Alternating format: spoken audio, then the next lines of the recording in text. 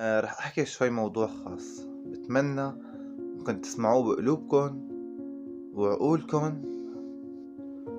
وبكل حواسسكن وخواطركن. تمام؟ أحكي موضوع خاص جدا. المهم، الموضوع هو عبارة عن إنه لأيمتى بدنا نوعى؟ لأيمتى يا أخواتي؟ لأيمتى يا أختي ويا أخي الكريم؟ لأيمتى؟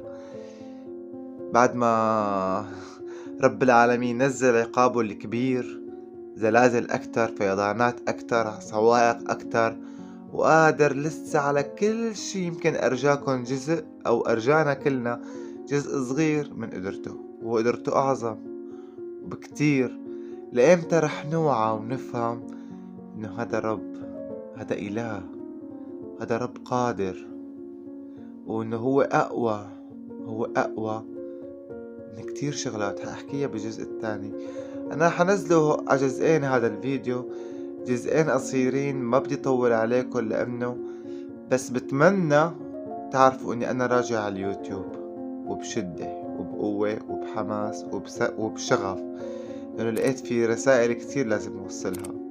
لقيت لازم وقف ضد كتير أشخاص، يعني مو أبدا تعييب أو كذا، بس ضد عادة معينة عم يتخذوها أو عم يعملوها، عم تحرف تيار المجتمع كلياته لورا، لورا ولتحت على الهاوية.